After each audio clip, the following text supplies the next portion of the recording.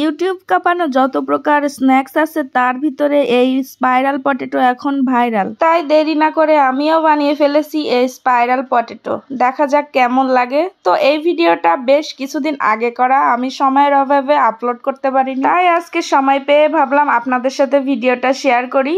তো প্রথমে আমি আলুটা সুন্দর করে মাঝখান থেকে কেটে নিয়েছি। একটু মোটা করেই কাটতে হবে যাতে দুই সাইড দিয়ে কাটার সময় কোনো রকম সমস্যা না হয়। লম্বা করে কেটে নিয়ে তার সাইড দিয়ে যে খোসা আছে সেগুলো আমি কেটে নিয়েছি। মোটমাট 4 কোণায় থাকবে আলুটা। তারপরে এবার আমি সুন্দর করে কাটিং করে নিচ্ছি, দুই কাঠির মাঝখানে রেখে একদম চিকন চিকন করে কোনাকুনি ভাবে কাটতে হবে এক সাইড, আর এক সাইড কাটতে হবে সোজা করে। দুই সাইডে একই রকম ভাবে কাটা যাবে না। তো প্রথমে আমি এক সাইড সুন্দর সোজা করে কেটে নিচ্ছি। এক সাইড সোজা করে কাটা হয়ে গেলে এবার আলুটাকে আমি ঘুরিয়ে নিয়ে সেটা এবার কোনাকুনি ভাবে কাটতে হবে। একটু কোনাকুনি দিতে হবে যাতে ওই আলু সোজাসুজি না হয়। যদি সোজাসুজি হয় তাহলে আলুর মাঝখান দিয়ে কেটে যাবে, তখন স্পাইরাল পটেটো দেখতে একদমই ভালো লাগবে না। এজন্য আমি আলু কোনাকুনি ভাবে কেটে নিচ্ছি। আসলে এগুলো এইভাবেই করতে হয়। আমি ফার্স্ট টাইম আজকে করছি, কিন্তু ফার্স্ট টাইম বানিয়ে যে এত সুন্দর হবে আমি ভাবতেই পারিনি। তো দেখেন, কথা বলতে বলতে আমার একটা আলু ঠিক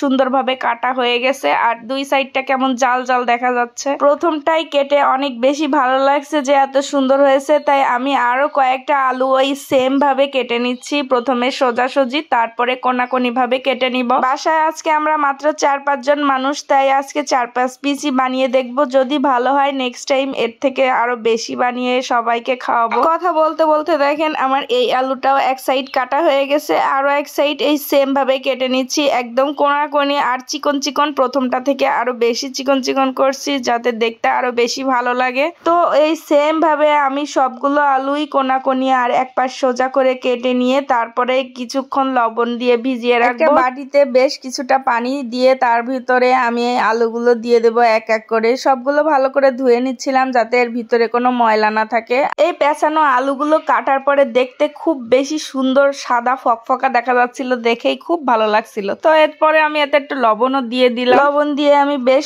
10 মিনিট মতো ভিজিয়ে রাখবো, আর এর ভিতরে আলুগুলো একদম বেশি নরম আর লম্বা হয়ে যাবে। দেখা যাক ভিডিওতে, সবাই অপেক্ষা করে। 10 মিনিট অপেক্ষা করার ধৈর্য নাই, অল্প কিছু সময় পরে আমি এইগুলো একটা প্লেটে উঠিয়ে নিচ্ছি। আলুগুলো সবকিছু উঠানোর পরে এবার এক এক করে মশলা দিয়ে দেবো। প্রথমেই দিয়ে দিলাম গুঁড়ো ঝাল, তারপরে লবণ, গোলমরিচের গুঁড়া, জিরে গুঁড়া, ধনিয়া গুঁড়া, গরম মশলা গুঁড়া, কর্নফ্লাওয়ার, তারপরে অল্প করে লবণ দিয়ে হাত দিয়ে ভালো করে মেখে মশলাগুলো ভিতরে যেন যায় সেই অপেক্ষা করব। তারপরে দেখেন বেশ কিছুক্ষণ পর কি সুন্দর নরম হয়ে গেছে আর অনেক বেশি লম্বা হয়ে যাচ্ছে, দেখেই খুব ভালো লাগছে।